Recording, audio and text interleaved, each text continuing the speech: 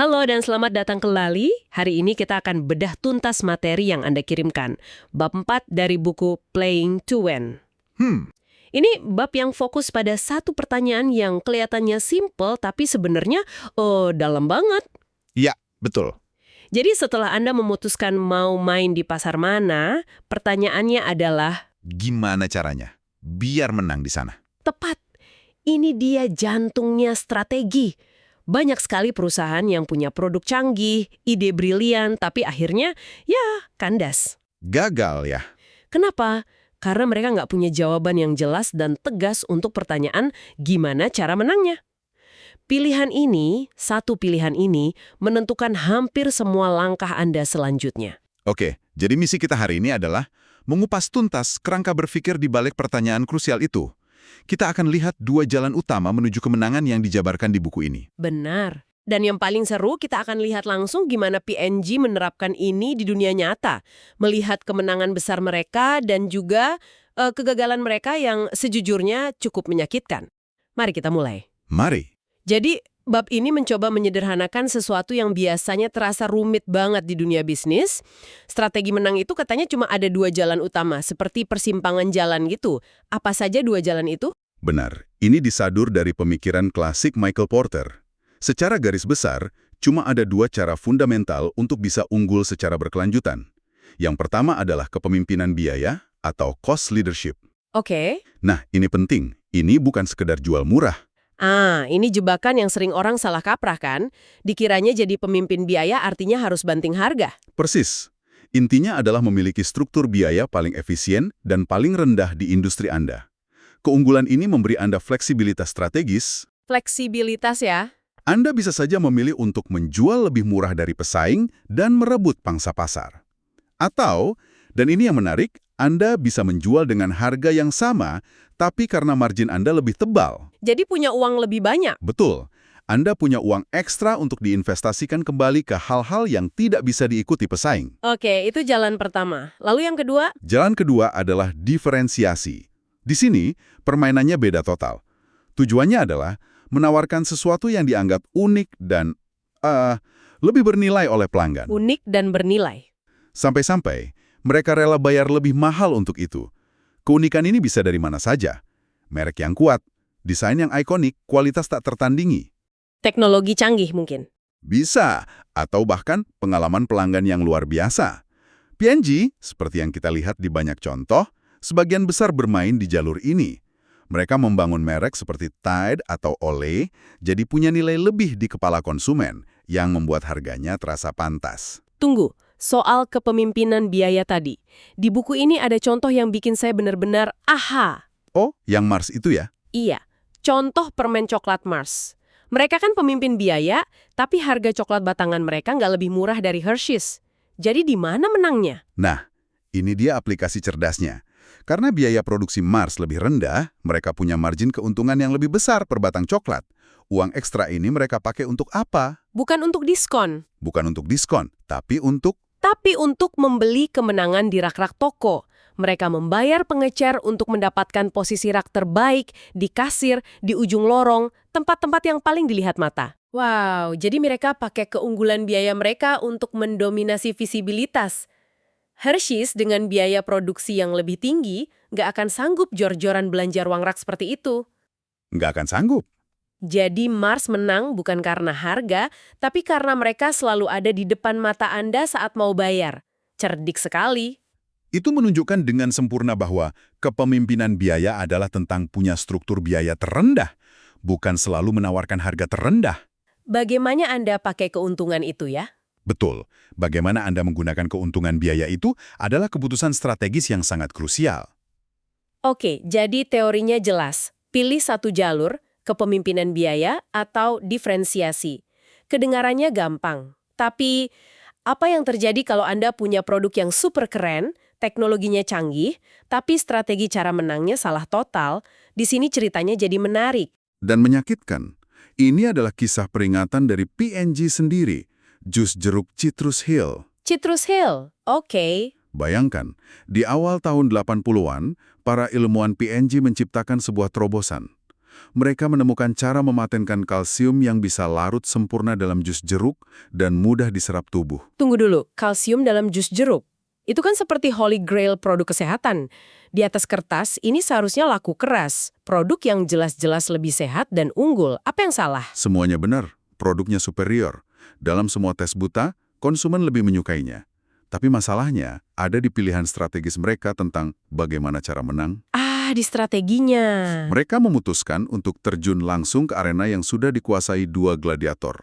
Minute Maid yang dimiliki Coca-Cola dan Tropicana. Wah, itu bukan sekadar kompetitor, itu raksasa. Tepat sekali. Dan kedua raksasa ini tidak tinggal diam. Mereka melihat P&G sebagai ancaman. Mereka tidak akan membiarkan pendatang baru, sekalipun dengan produk superior, merebut bisnis mereka. Jadi mereka melawan balik. Mereka melawan balik dengan brutal. Mereka melancarkan perang harga, membeli semua slot iklan premium di TV, dan yang terpenting, mereka menggunakan jaringan distribusi raksasa mereka untuk memastikan Citrus Hill kesulitan masuk ke rak-rak supermarket. Oh, jadi masalahnya di sana? P&G seperti membawa pisau ke pertarungan senjata api. Gila, jadi produk unggul mereka seakan tidak ada artinya, karena mereka tidak bisa membuatnya sampai ke tangan konsumen. Mereka kalah dalam permainan distribusi dan pemasaran. Tepat. Mereka tidak pernah berhasil mendapatkan pijakan yang berarti. Setelah 1 dekade penuh kerugian, bayangkan, 10 tahun membakar uang, P&G akhirnya menyerah dan menutup merek Citrus Hill. 10 tahun. Kalsium itu kepada siapa? Jangan-jangan Kepada mantan pesaing mereka, Minute Maid dan Tropicana. Aduh, itu ironi yang menyakitkan. Jadi, pelajaran pentingnya bagi kita apa? Produk atau teknologi yang hebat itu bukan strategi, itu cuma aset. Benar sekali. Strategi adalah cara cerdas Anda menggunakan aset itu untuk menang di arena yang sudah Anda pilih. P&G punya mobil F1, tapi mereka membawanya ke balapan off-road dan ya terjebak di lumpur. Analogi yang sangat pas. Tapi yang menarik adalah P&G belajar dari kegagalan yang mahal ini. Nah, ini yang penting. Beberapa dekade kemudian, saat mereka menghadapi situasi yang mirip, mereka tidak mengulangi kesalahan yang sama. Mereka punya teknologi baru lagi, sejenis plastik pembungkus makanan yang canggih bernama Impress dan Force Flex. Jauh lebih bagus dari yang ada di pasaran. Oke, jadi situasinya mirip, teknologi superior di pasar yang sudah ada pemain besarnya seperti Glad dan Saran Wrap. Kalau mereka pakai strategi Citrus Hill, mereka akan meluncurkan merek sendiri dan memicu perang berdarah lagi, kan? Benar, tapi kali ini mereka berpikir beda. Alih-alih bertanya, bagaimana cara kita mengalahkan Glad, mereka bertanya, bagaimana kita bisa menang dengan situasi ini? Pertanyaannya beda ya? Jawabannya sangat tidak terduga. Mereka mendekati Clorox, pemilik merek Glad. Mereka mendekati saingan utama mereka. Untuk apa? Mereka membentuk kemitraan yang belum pernah ada sebelumnya. Sebuah joint venture. P&G menyumbangkan teknologinya yang superior, dan Clorox menyumbangkan merek Glad yang sudah sangat dikenal, dan saluran distribusinya yang kuat. Oh, jadi mereka gabung kekuatan? Mereka menciptakan produk bersama yang menguntungkan kedua belah pihak. Ini adalah pilihan cara menang yang sangat kreatif dan radikal. Jadi kemitraan itu sendiri adalah cara untuk menang. Ini mengubah total definisi kemenangan. Menang tidak harus berarti menghancurkan kompetitor. Betul. Bisa juga berarti berkolaborasi untuk menciptakan kue yang lebih besar untuk dibagi bersama.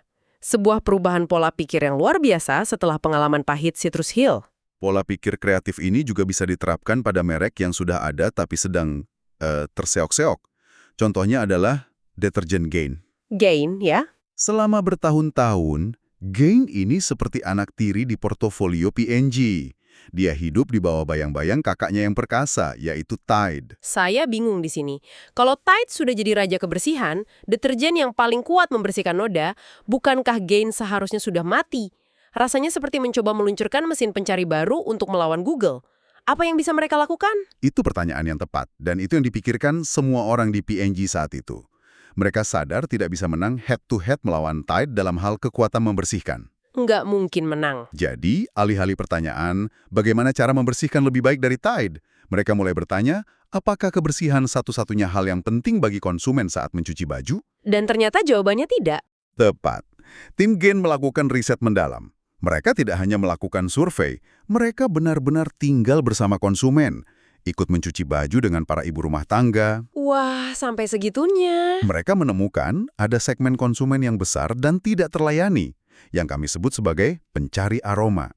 Bagi segmen ini, definisi bersih itu bukan cuma soal noda yang hilang, melainkan soal pengalaman sensorik.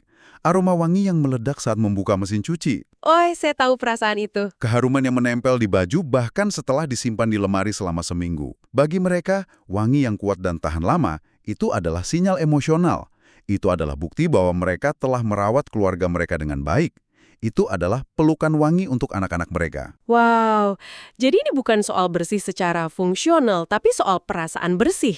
Wanginya itu adalah bukti cinta, semacam itu ya? Ini wawasan yang dalam sekali. Aroma. Mereka mengubah definisi menang dalam kategori deterjen. Mereka tidak melawan Tide di arenanya. Mereka menciptakan arena baru di mana mereka bisa jadi juaranya. Dan hasilnya? Dan hasilnya, Gain menjadi merek miliaran dolar. Luar biasa. Ini menunjukkan kekuatan dari mendefinisikan ulang masalah. Kalau Anda tidak bisa menang dalam permainan yang sedang dimainkan semua orang, temukan cara untuk mengubah aturan permainan itu sendiri. Dan jika kita tarik lebih jauh lagi, logika cara menang ini tidak terbatas pada produk yang dijual ke konsumen. Ini juga berlaku untuk fungsi internal perusahaan, sebuah ide yang seringkali terlewatkan. Oh iya, biasanya kan departemen internal seperti IT atau HR itu dianggap sebagai cost center, pusat biaya. Tugasnya hanya mendukung bisnis utama. Kok mereka bisa punya strategi menang sendiri? Nah, ini dia, pergeseran paradigmanya. Buku ini memberi contoh unit Global Business Services, GBS, di P&G. Ini unit internal raksasa yang menangani semua layanan pendukung, IT, fasilitas gedung, layanan karyawan, dan lainnya. Oke. Mereka bisa saja punya tujuan yang biasa-biasa saja, seperti menyelesaikan pekerjaan dengan efisien. Tapi, mereka membuat pilihan strategis yang jelas tentang bagaimana cara menang. Dan apa pilihan mereka? Pilihan mereka adalah strategi yang disebut outsourcing best of breed. Alih-alih mencoba mengerjakan semuanya sendiri, atau sebaliknya, mengoutsource semuanya ke satu vendor raksasa, mereka melakukan pendekatan yang lebih cerdas. Gimana itu?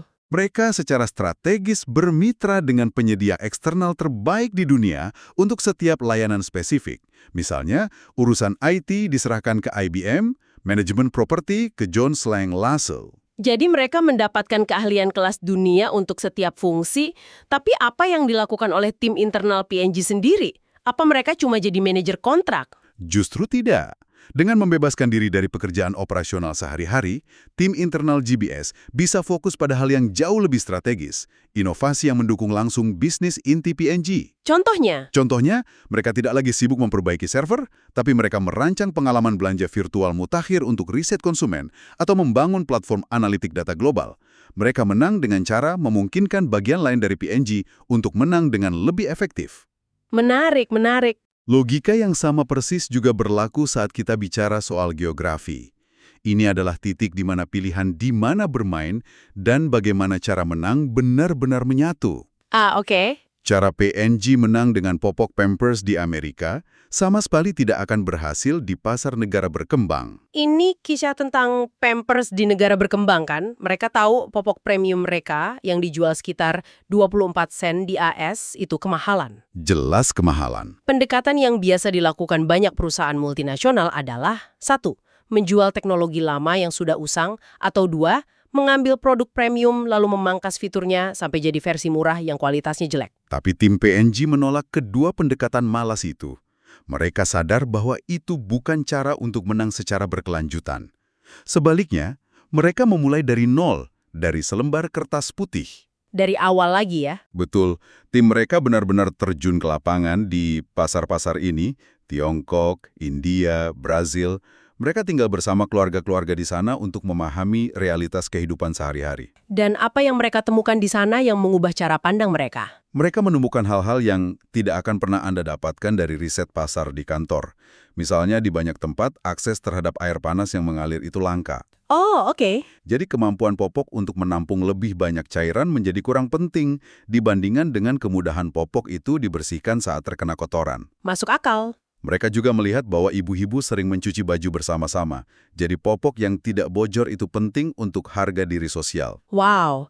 Jadi atribut kualitas yang penting di sana ternyata berbeda dengan di AS. Sangat berbeda. Berbekal pemahaman mendalam ini, mereka merancang produk yang sama sekali baru dari awal, yang disesuaikan dengan kebutuhan dan daya beli lokal. Dan harganya?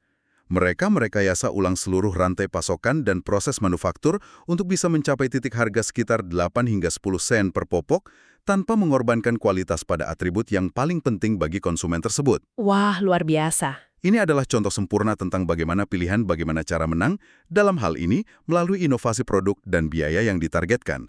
Harus dirancang secara spesifik untuk di mana Anda bermain. Keduanya tidak bisa dipisahkan. Jadi kalau kita rangkum, ada banyak sekali pelajaran berharga di sini.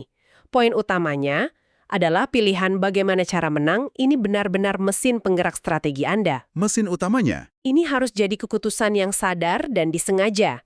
Apakah kita akan menang melalui struktur biaya yang superior atau melalui diferensiasi yang membuat pelanggan rela membayar lebih? dan pilihan itu punya efek domino ke semua hal. Budaya perusahaan, model bisnis, cara Anda merekrut orang, sampai cara Anda mendesain produk. Semuanya terpengaruh ya. Tidak ada satu jawaban yang benar untuk semua situasi. Pilihan yang tepat sangat bergantung pada konteks spesifik Anda. Dari semua contoh tadi, Mars, Citrus Hill, Gain, Pampers, jelas sekali bahwa cara menang yang paling kuat adalah yang terintegrasi erat dengan di mana Anda memilih untuk bersaing. Sebagai penutup, kami ingin meninggalkan Anda dengan satu pemikiran untuk direnungkan. Buku ini menguraikan dua jalur yang sangat jelas, kepemimpinan biaya atau diferensiasi.